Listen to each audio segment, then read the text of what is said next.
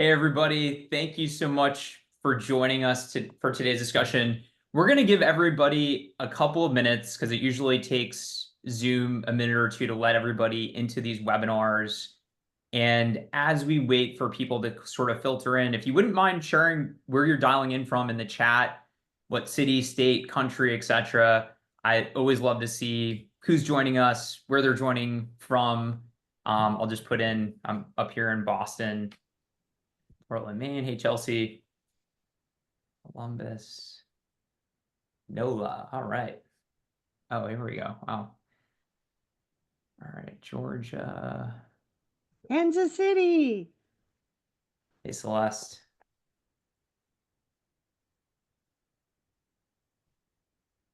Reno, Nevada. Awesome. Howdy from Dallas. Very on brand. Love it. Central Florida, Peoria, Illinois. I love this. This reminds me of, in Orlando, right down the street. Hi. there you go. It just makes you realize like how big the country is, which I don't know, sometimes easy to forget. I was at Transform last week, and you're meeting so many amazing people from all over the place, places you don't think about, right? All right. NC in the house. All right, Houston, Texas. Thank you, everybody, for joining us. It's amazing to see people from all over the country joining us, a few places outside the United States as well. Today, we're going to have a really amazing conversation. I'm going to give you a little bit of lay of the land, where we're going to talk about. We're going to talk about what's going to happen in today's conversation, introductions to panelists, and then we're just kind of jump into it, if that sounds good to you.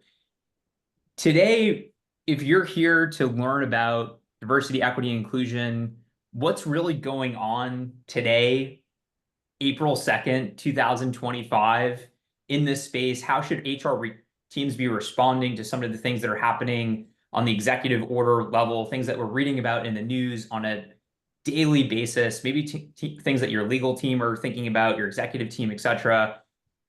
We're going to have the opportunity to learn from 4 amazing DEI experts to help us understand and clarify kind of fact versus fiction and share insights on how to navigate the DEI space in the real time right now, April 2025. We're going to have a couple of giveaways throughout today's conversation. So mostly toward the back half here, there's a couple of interesting aspects of this discussion. So one, we're going to have 4 $100 giveaways that you can use to buy HR-related books. We're going to give you a book list that is curated from our panelists that we highly recommend you check out. You can use the $100 however you want. Maybe with all the things going on in the news, you want to buy a nice bottle of wine. You want to, go out for drinks with your friend. Like, I'm not going to judge you. You can do whatever you want, but we will recommend a couple of books for you to read. We're going to also be giving away 3 copies of Heather's book, Pay Equity. And we're going to announce the winners of all of those later. Oh, there we go. Love it. We're going to announce the winners of all of those later in the session. We're also going to have a networking power hour. It's only going to be 1 minute. And it's the worst name in the world, Power Hour, but basically it's going to be an opportunity for everybody who's here to share their LinkedIn URL if you want, and you're effectively opting in to network with other people who are on the panelists, as well as people who are sharing their questions and insights in the chat. And so I please ask everybody to hold off on sharing your LinkedIn URLs until that happens. That's just a really nice dedicated time to do that. But what I will encourage everybody to do is ask questions, share insights. Hey, here's what we did at our company. Hey, here's what we've really been struggling with, etc. Because that helps us guide our conversation. We want to talk about really the things that everybody got on the phone here to talk about. I think we have an amazing agenda, but if something is top of mind for you, please share it. And sometimes we get some great insights from the chat as well. So please keep that going. If we haven't met yet, my name is Phil Strazula. I run a company called Select Software Reviews. Around 100,000 companies a month use our website to figure out what HR software to buy. HRIS, ATS, EOR, PEO, all these fun acronyms, basically stuff nobody wants to buy because it's such a pain in the neck. You can use our research, or you can even talk to one of our advisors one-on-one, and we'll learn about your organization and say, hey, for your company, here are the vendors you should look at. Here's the pricing you should pay. Basically, here's how to do an amazing job for your organization. And every month we run webinars like this. We do topics ranging from AI, DEI, everything in between. They're a lot of fun. We love sharing with the audience. And we also have a couple of other resources like a job board, peopleopsjobs.io. Around 50,000 people a month get new jobs that are, sorry, look for new jobs there. I don't know how many people actually get new jobs. It's probably not 50,000 a month. And we're also going to be sharing an amazing takeaways doc at the end of this as well. Let me give you some quick bios about our amazing panelists today. So Heather is an employment attorney in California who cares about providing sensible and strategic advice to employers. She's got 35 years of experience as an employment lawyer, 20 years teaching law school, and 18 years thinking about technology, people, and law. She also writes a daily column on the latest employment laws covering pay, equity, and transparency, AI and HR tech, and why compliance, diversity, and fairness are good business. So thank you, Heather, for bringing the legal perspective to us. Javier is a seasoned leader dedicated to helping organizations achieve excellence through innovative next practices. With a background in technology, telecom, finance, healthcare, and health sciences, he's made a significant contributions to companies such as T-Mobile and Amazon, and is currently at Point 32 Health. Javier holds an MBA from BU, a graduate certificate in diversity management from Cornell, and a law degree from the Universidad de Costa Rica. LaShonda is the founder of the Rogers Global Leadership Consortium, specializing in workplace equity, organizational development, employee growth strategies, and project management. With 20 years of experience, LaShonda partners with organizations to foster inclusive environments that enhance employee engagement, retention, and operational excellence. And last but not least, Rocky is the founder of Diversiology.io and Chief People Officer and Equity Officer at Textio. She's an acclaimed diversity strategist and a recognized diversity influencer. She's been featured on platforms like ABC News and Harvard Business Review. She's the voice for engaged and inclusive work cultures and believes in changing the world one story, one conversation, and one action. Thank you all so much for joining us. One last bit of housekeeping here. We're going to record this. We'll send the recording as well as the takeaways doc. We are also, you're certified for a SHRM credit and HRCI credit. So look in your inbox if you're trying to accumulate those. And with that, we'll launch a poll to see what people care about, what we should be covering in this conversation. And while we're launching that poll, I'd love to just dive right into it. And Heather, I don't know if I can put you on the spot here to kick things off, but can you give us the state of the world, April 2nd, 2025? What is sort of going on with all the things that we're reading in the news from especially a legal perspective? Yeah, from a legal perspective, not a lot has changed, but there has been lots of sound and fury. All state and federal anti-discrimination laws are still in effect. And while the president has issued executive orders sort of trying to normalize discrimination or trying to characterize DE&I as discrimination against white men, it's not happening. And so what we're seeing is an attempt to shift perspective and to make people afraid. But what the reality is that the law is the same. The requirement for employers to provide a discrimination and harassment-free workplace continues. And no matter what happens at the federal level, we will continue to have anti-discrimination law at the state level. And so we need to keep doing what we have been doing, which is treating people fairly and hiring qualified people, no matter what they look like or who they are. Is there any teeth behind these threats to effectively say, hey, DEI policies are actually discriminatory against white men, especially, and we're going to have some sort of legal ramification here. I feel like you're seeing headlines around this. You're certainly seeing internal employment law teams kind of changing language on DEI policies, changing language on websites to decrease risk there. So there's the threat. Do we know if there's teeth, and is there a case kind of going through the courts that will give us some case law that maybe there's a timeline for knowing if there's teeth there? Well, so discriminating against white Christian men because they are white or Christian or men is already illegal. It just doesn't happen very much. And in a discrimination case, you have to be able to prove that you were harmed because you were discriminated against. And that doesn't happen very much either. Because white Christian men tend to have more privilege and power and access to resources. So, I mean, it's just our world has not changed, but it is changing, and I believe that there is a perception of some people who feel threatened by that.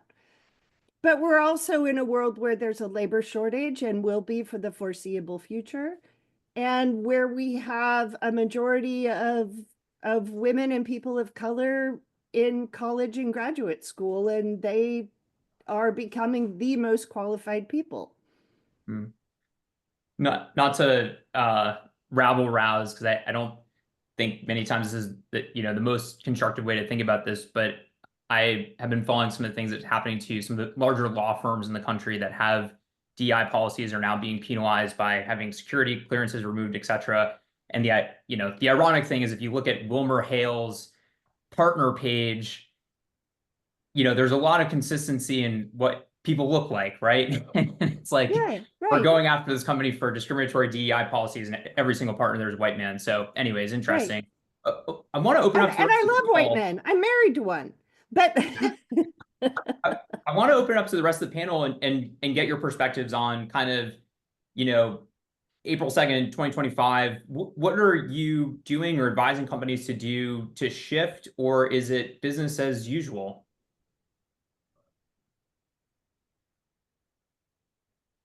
Well, Oh, go ahead, Rocky. no, Javier, please go ahead. Well, thank you. So, what Heather said is exactly right. So, the what companies are trying to navigate is a very interesting landscape. On the one hand, you have executive orders and a federal administration that government policy has changed.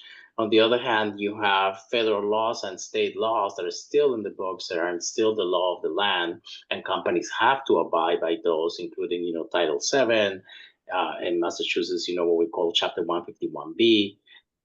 And then, there's the other part that they need to navigate, which is the consumer response, right? Like we've seen companies like Target and others suffer tremendously for taking anti-diversity, equity, and inclusion policies.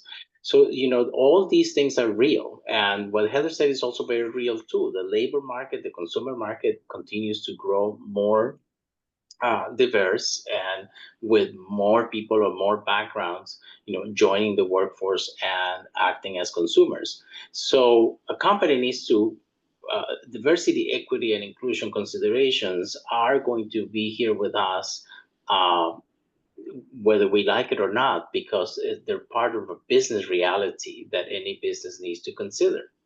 And so for most companies, including the one that I represent, 95% of the things that we were doing, we will continue to do because they are perfectly legal and defensible.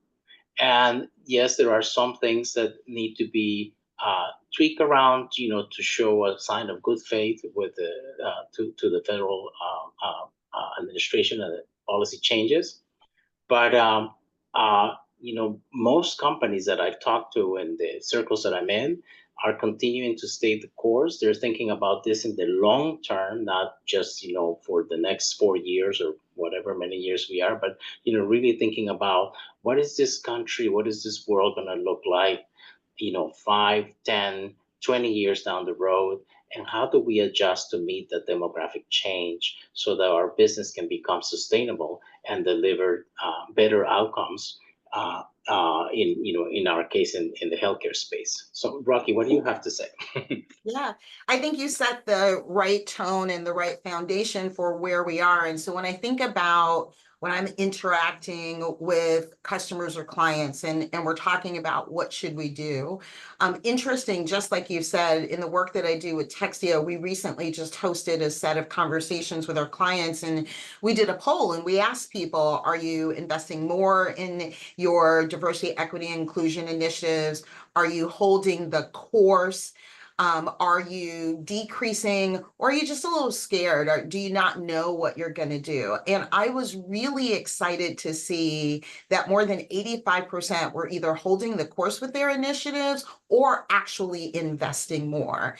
So the first thing I'm telling my clients is don't panic. It's really easy because a lot of the stories that we are seeing, to me, are getting amplified because they suit a narrative that everyone wants us to believe that diversity is dying and it's going and it's illegal. I'm so glad Heather led with, please understand, executive orders are not law. So the first thing I would advise companies do is do not panic, right? Don't make snap decisions because this is a longer term play. The other thing that I would advise companies to do is something that I've been advising companies to do for years that they haven't necessarily done the best job of. And I'm going to say this, and I'm going to turn it over to Lashandra because I could talk about this for hours, is Javier, you talked about the business implications. We have to understand that DEI and those initiatives are part of our business imperatives and our human imperatives. So you need to have a strategy for your organization, not one that suits, like if you're company A, you don't need to do what, company B is doing, but what is your strategy on how you integrate your DEI initiatives into your business and through your talent management lifecycle so that it sticks, and the principles, no matter what we wind up calling it, are still important based on, like what Javier just said. The changing demographics are not going to change. What the workforce wants isn't going to change. To Heather's point, the need and the changing availability of talent isn't going to change. And we know this is important. So, Lashandra, what do you think? Thank you so much, Rocky. And it's LaShonda. I'm so sorry. It's okay. People always want to throw an R or a W in there, and it is okay. It's a lot of vowels in my name. And so one of the things that we are working with a lot of our enterprise customers is to understand, just like Heather and Rocky have stated, this is not law. Like, you have to remember that your customers are watching you. And so we look at Costco. Costco made a firm stand and they were going to further their DEI efforts and not follow what Microsoft and what other organizations were doing, like Meta, who decided to pull their programs. Even Apple is standing firm on the value of diversity. So what we are really is pulling the data and saying, hey, look, from the last 5 years, since you have increased your diversity efforts, your company has grown in exponential leaps, your profitability has increased, and then how you're able to engage with your customer has quadrupled. And so bear in mind, if you begin to pull back on reaching to inclusive and belonging communities, you're going to be impacted financially. And so we know companies want to make a profit. Let's be honest. They're in business to make a profit. And so we really make sure they understand that there is value in your teams. And so even though we have executive orders, you still want to make sure that you are still abiding by those. So what does that look like? That may look like maybe not necessarily saying diversity, equity, inclusion, but a lot of companies are saying business inclusivity because they realize if they switch those words around, it's the same initiatives. It just puts them under that radar that Heather and Rocky was talking about. So they're not bringing so much attention to themselves. There's a much bigger focus on workplace culture. So just like Rocky has stated, that we're also working with companies to understand who they are at their core. What do you want the public to know about you? Because that impacts your recruiting efforts and how you're able to not just bring customers in, but also retain your talent. And so one thing we're telling them is don't, be open to pivoting and making necessary changes, but don't move from your core morals. And if it is equity, belonging, then foster that and nurture that while staying in compliance with the executive orders and all the other initiatives. Javier, it's something you just said, LaShonda, is super interesting to me. And Javier, you sort of hinted at this as well, which is, hey, 95% is the same, which implies there's 5% that changes. And LaShonda, it sounds like you're sort of like, stay the course, but maybe be careful, like being compliant with different aspects of this. Do you guys mind talking about perhaps what are some of the things that you should be changing to be more in compliant, or what is that 5% that maybe it's not worth the risk?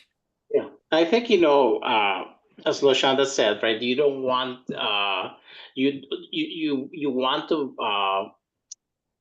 create diversity, equity, and inclusion as a positive force. You don't want to make it into a target sign that you put on the company's back so that they can be picked on.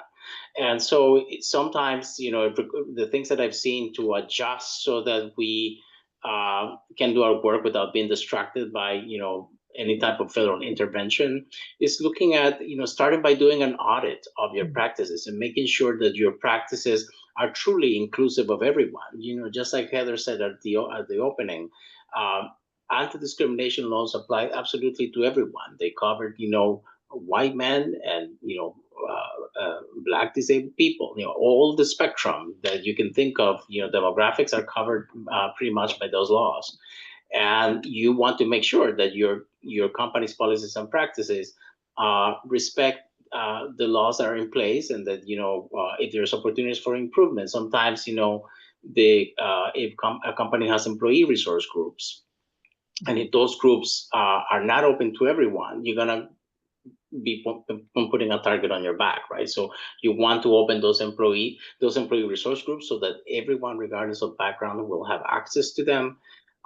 Sometimes, even what LaShonda suggested, renaming the function so that the idea here is to shed light, not heat, into the situation, right? So if you're going to bring more people together to the table by calling your function inclusion, or by calling it, in our case, excellence and equal opportunity, then do that, because the thing that also hasn't changed is that diversity, equity, inclusion, accessibility are all about making more room at the table, not taking chairs away, but actually making the table bigger to bring more people to that table. So if you have something that is getting on the way of bringing more people and optimizing the value that you have in your organization, in your consumer space, in your supplier space, then make that room.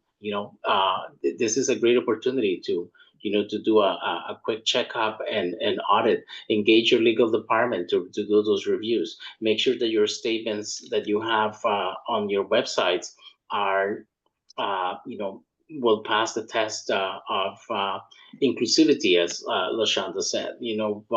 Make sure that your internal language is the same. So those are all kinds of things that companies can do. Take advantage of this to do a quick checkup. In our case, we've done that, and as I said, 99% is good. So we'll make a few tweaks here and there, but the rest is staying the course.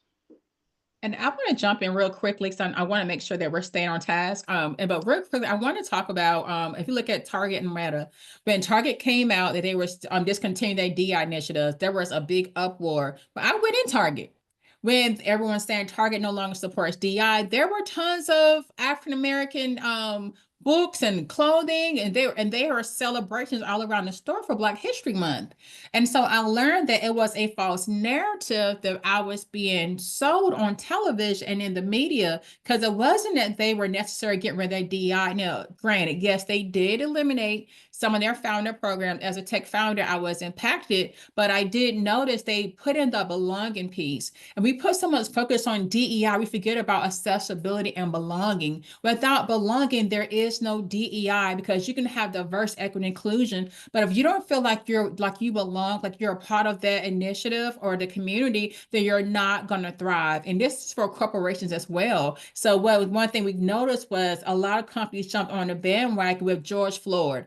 Everybody set these amazing initiatives that they were going to do with DEI, and they were not met. So Meta and a lot of companies said they did not meet their goals they set forth. So this is one of the reasons why they began to pull back on that DEI and focus on belonging. And so one thing that I would say is be honest. If you set unrealistic goals in the beginning, examine those goals and set smart goals now that can move the company forward, while keeping in mind the belonging piece and what do you want to represent to the public. And so that's why I wanted to make sure I share that, because it's so important. We're talking about what can companies do now, to help with this. So.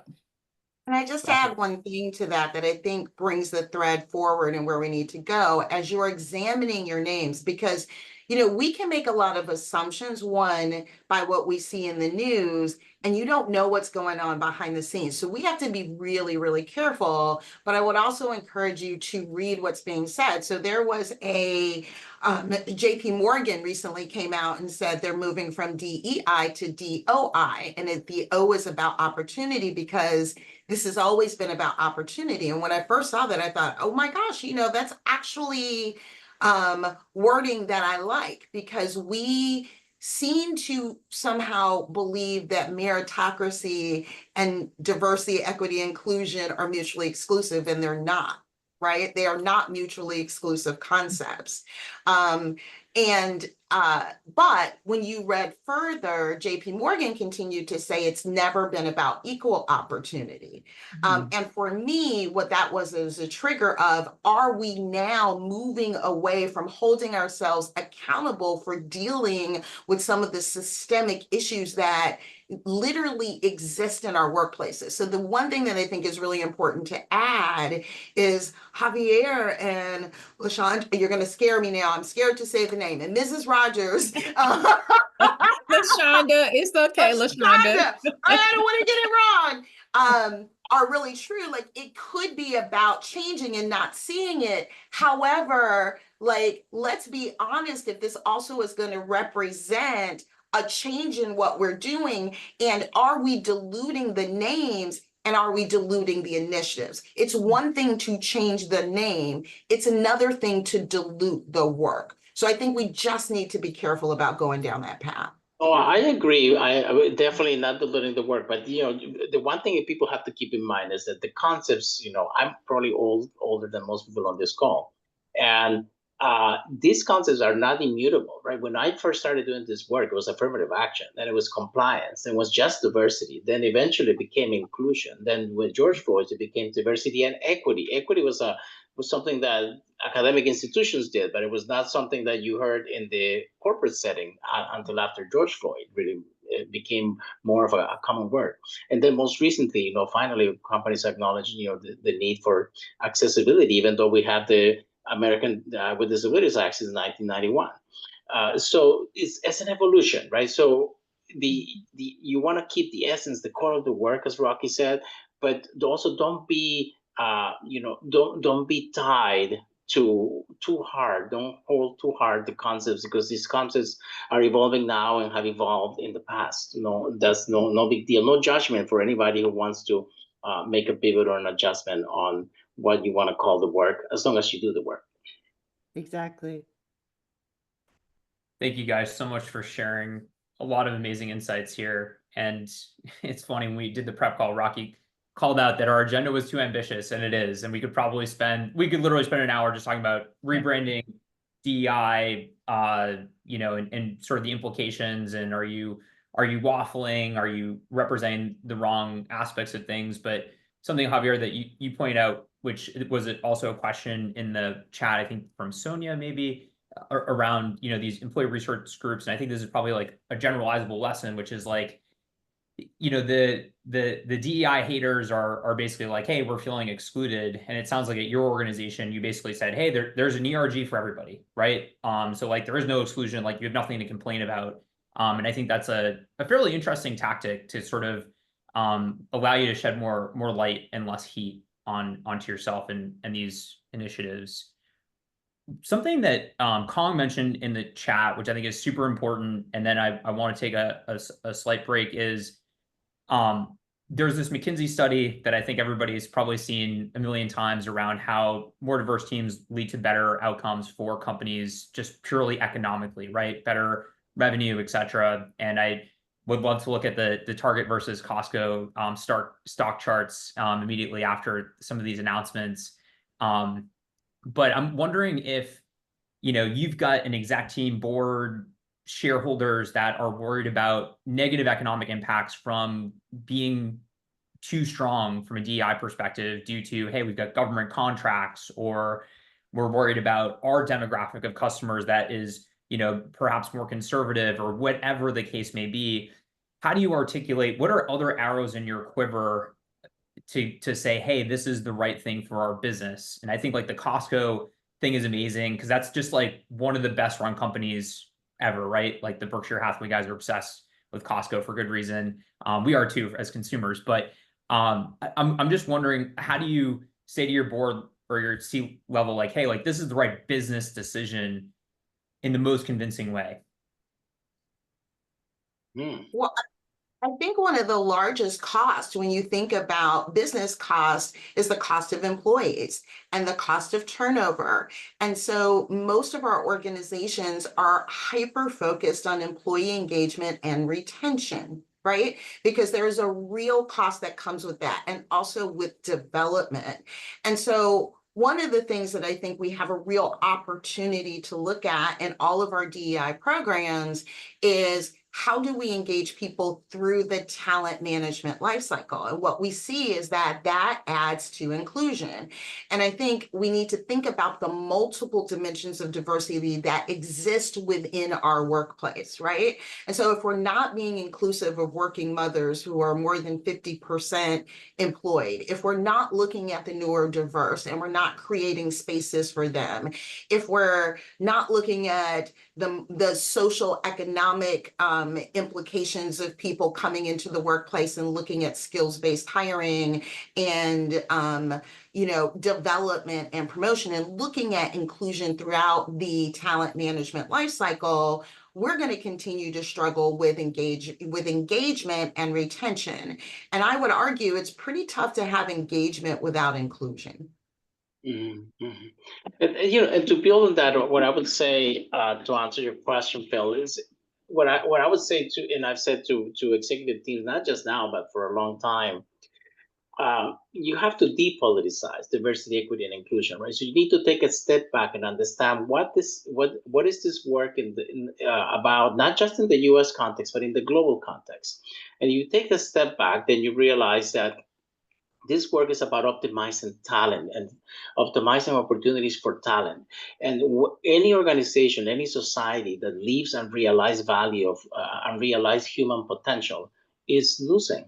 So it doesn't really matter whether they are, white, black, women, men, or LGBT. It doesn't really matter. You want to optimize all the talent that you have at your disposal to drive that organization, that society forward. And that's the same thing that we need to be doing in an organization, for all the reasons that, Rocky just so beautifully articulated. There are costs that, and there's lost opportunity. And the McKinsey study in particular will highlight one of the things that I love the most that comes when you have diversity at the table. And that's innovation. Your ability to create new products, see new markets, reach new customers, bring new talent forward. For all that, you need a rich amount of perspective.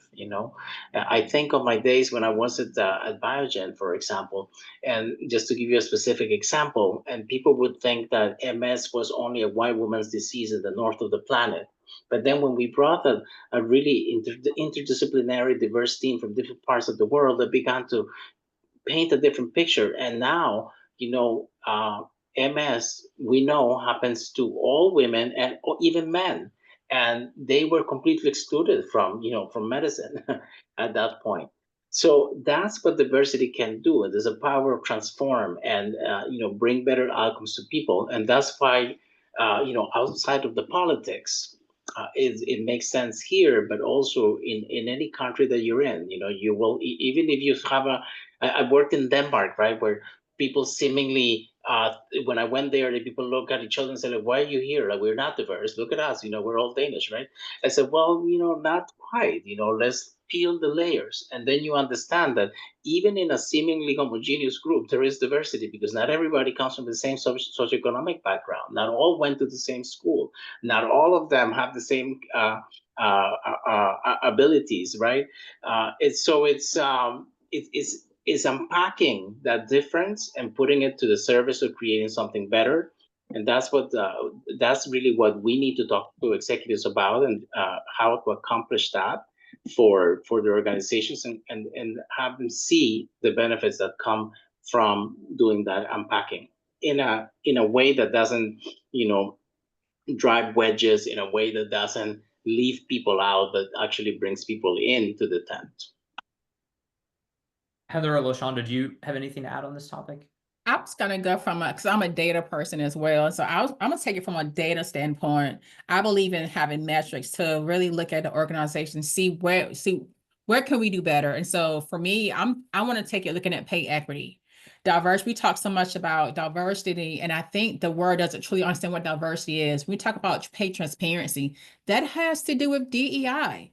Is everyone being paid the same? You know, if I'm doing the same job as Paul, we have the same amount of experience, and we should be making the same promotion rates. If you notice that certain individuals are not being promoted as much, why? Or if there are certain groups of people who are not understanding certain criteria, then it may be that your language could be it may not be commutable for everyone. It may be really understanding for those who have had advanced degrees, and those who have not had that advanced learning can understand it. And so really by really pulling our metrics and looking at our workforce demographics, what does our leadership team look like? What do our call center look like? Is it really based off a certain gender or even religion or anything? Or is it more so just anyone that wants to do the job? And so I've heard certain individuals from a political standpoint say it should be based off of our how we do our jobs.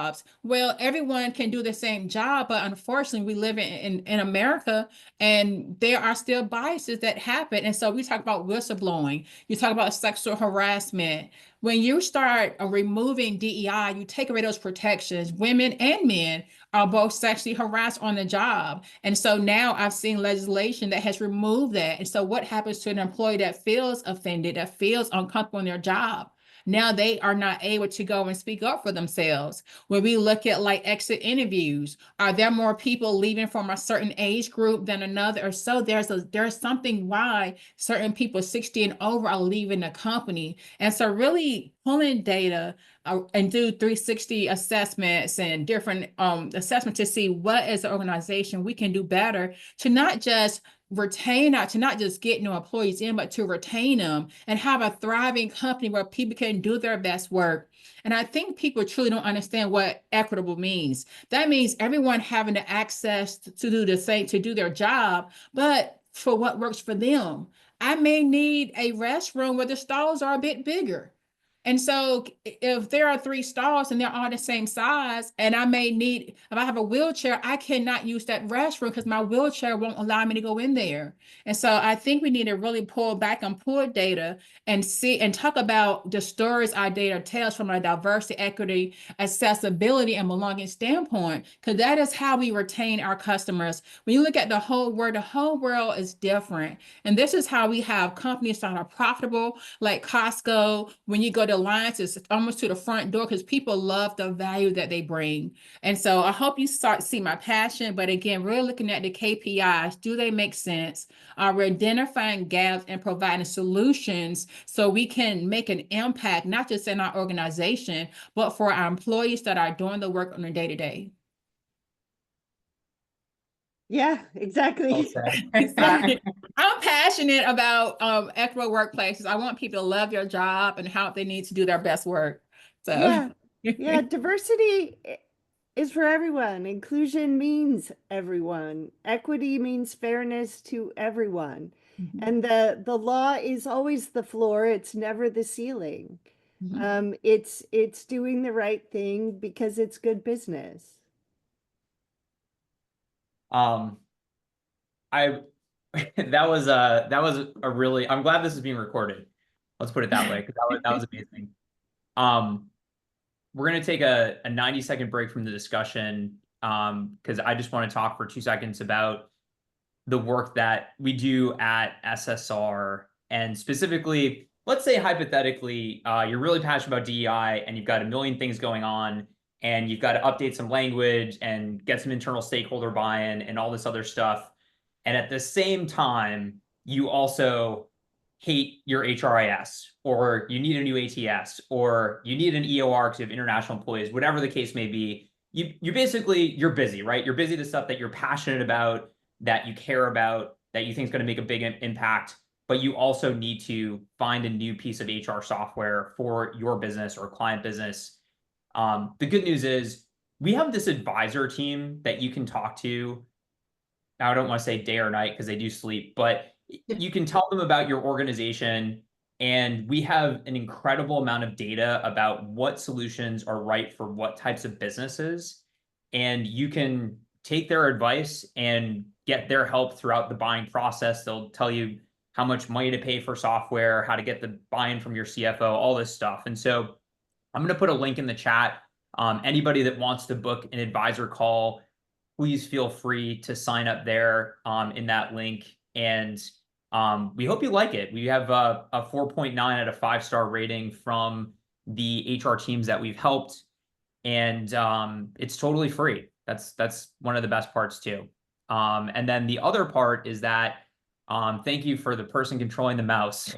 We're also doing this thing where if you book a call by the end of the webinar, and we can help you buy software, we'll give you a $60 voucher, which again, you can use to buy a book, or you can use to buy coffee or wine or whatever you want to do with that $60. So yeah, I will end my rant here. Just want to let you know about that free resource that we just had so much success helping HR teams, from the UN to the Indianapolis Colts to MIT to like crazy.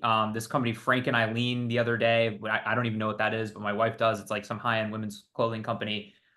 So yeah, with that out of the way, back to the show. And, you know, this is such an important discussion. And thank you guys so much for the panelists, the insights thus far, as well as the chat, the resources people are sharing.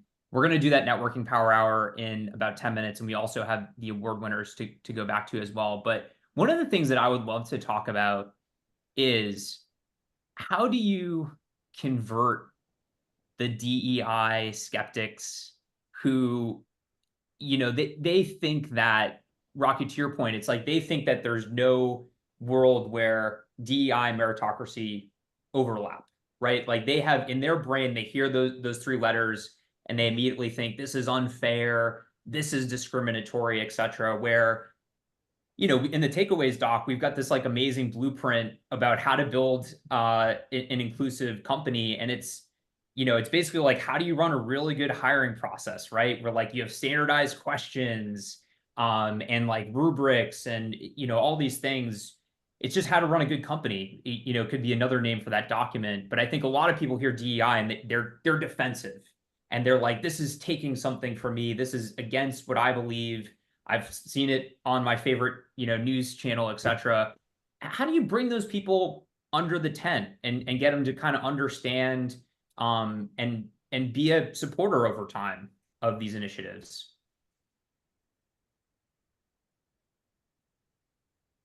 Anybody can chime in. Oh, I thought you asked Rocky.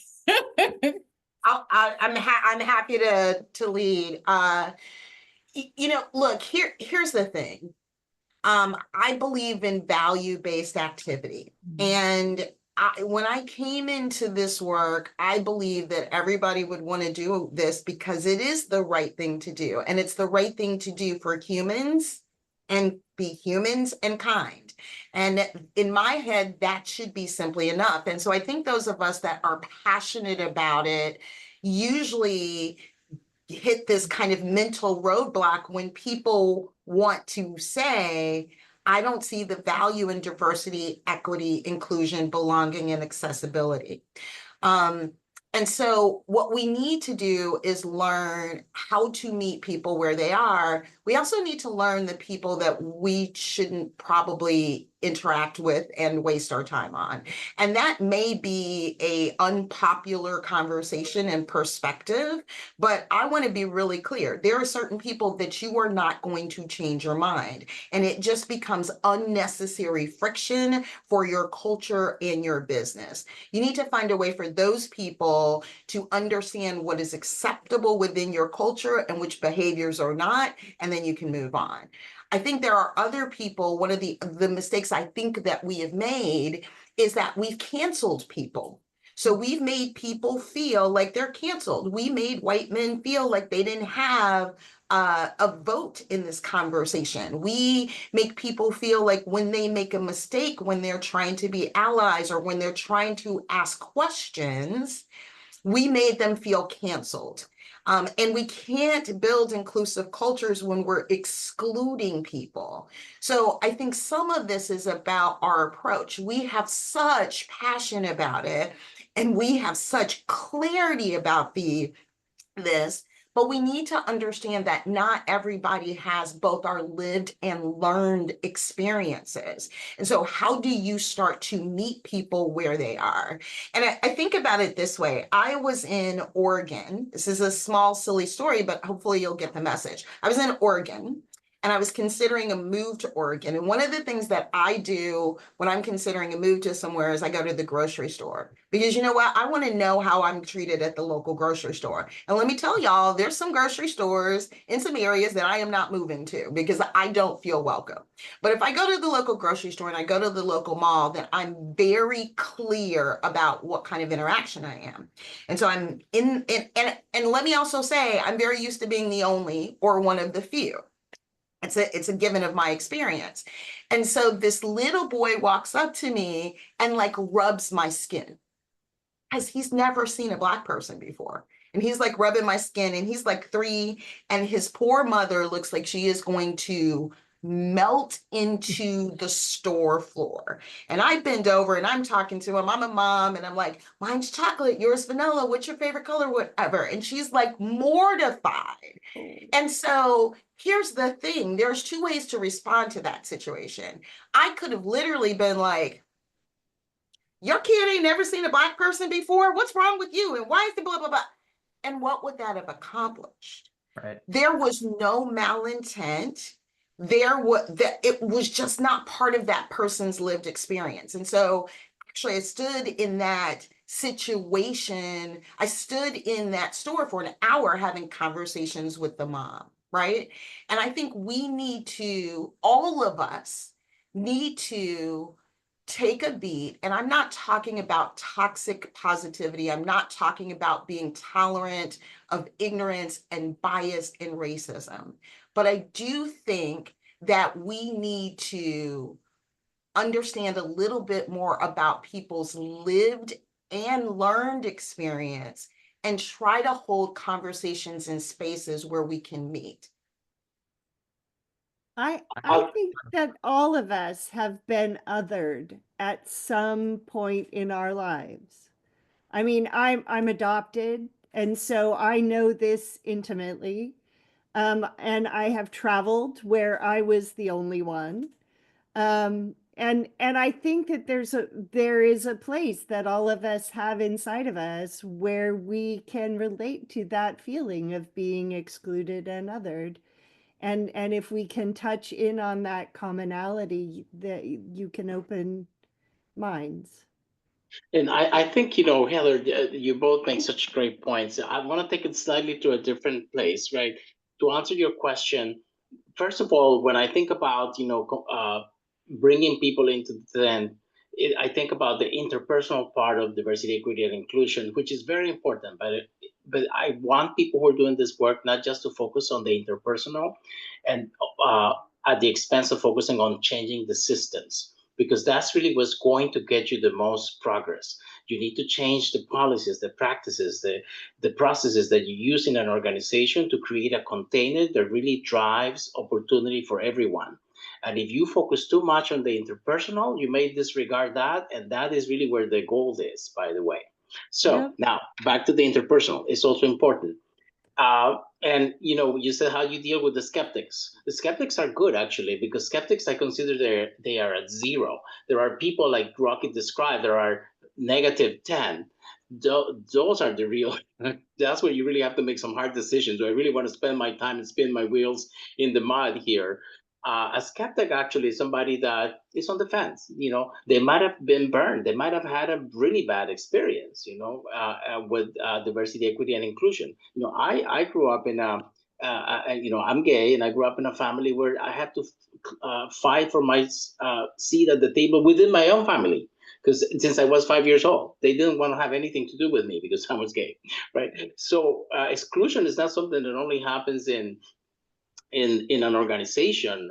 It happens right at home.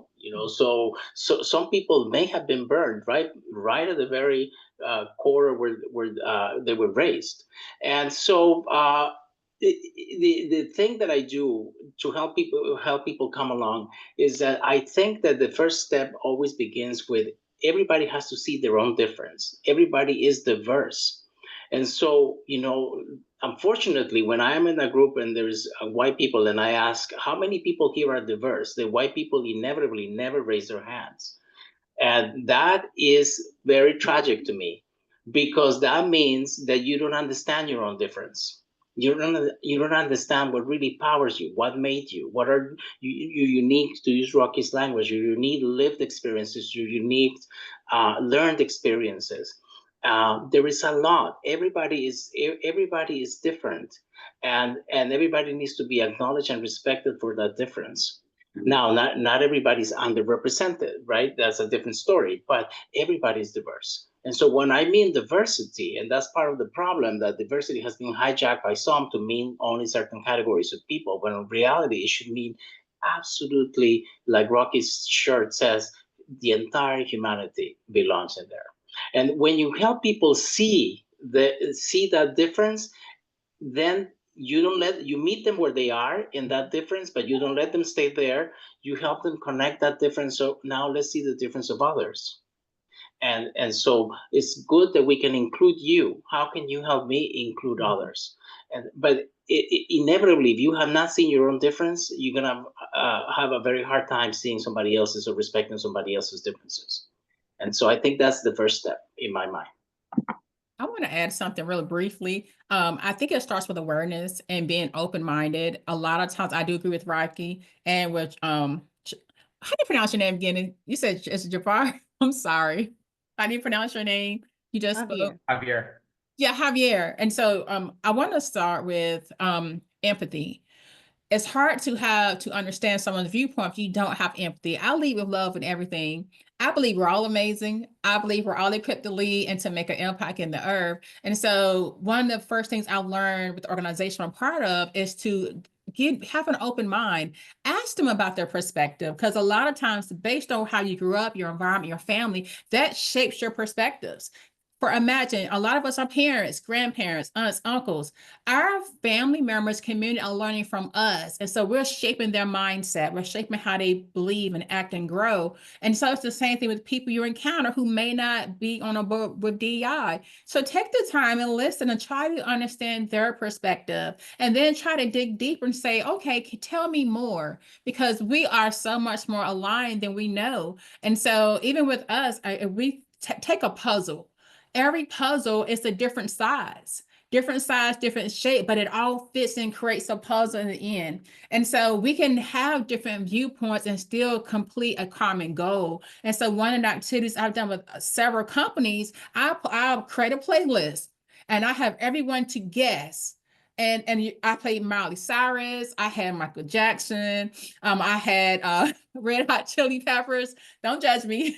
I had just amazing playlists, and I would play the song for about 5 seconds. Now I have everyone to raise their hand, if they can guess if they knew the artist. And they will look around the room and see how many people that didn't look like them, think like them, believe like them, or who they had never spoken to have that commonality. And I think there's a great way to view diversity for those who don't think about it. But something as simple as music, we all have something that we enjoy. We just don't know it yet. So we're able to raise awareness, whether it's sharing data, whether it's sharing food choices or whatever, we are able to eliminate that barrier to understanding, because a lot of it comes down to our demographic and then the data and the story we're being told. So we can begin to listen more with our heart, lean in, and then give people time. Everything is an adjustment.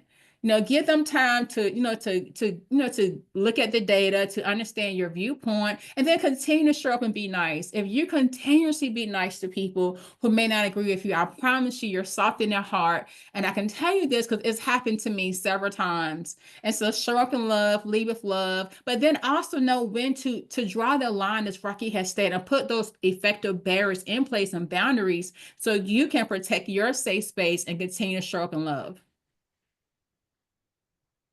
This has been honestly like a very inspirational panel, and we're like unbelievably off course because it's so good. One thing that I promised we would do like 15 minutes ago is our networking minute or power hour, whatever you want to call it. Anybody who's on here who wants to network with people who are the panelists or on the line, feel free to drop your LinkedIn URL into the chat. I'm going to drop mine in right now. And that's basically just like, hey, I'm here, connect with me. We're all interested in this topic. We're all appreciating this conversation.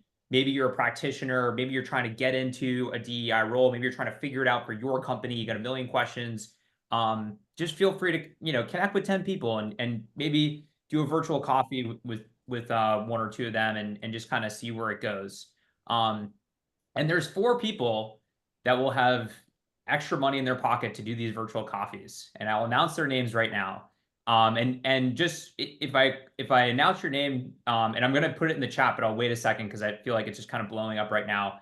But we'll follow up with you via email to give you your gift card as well as the book recommendations. And by the way, we'll do the book recommendations for everybody because I think there are some good ones in there.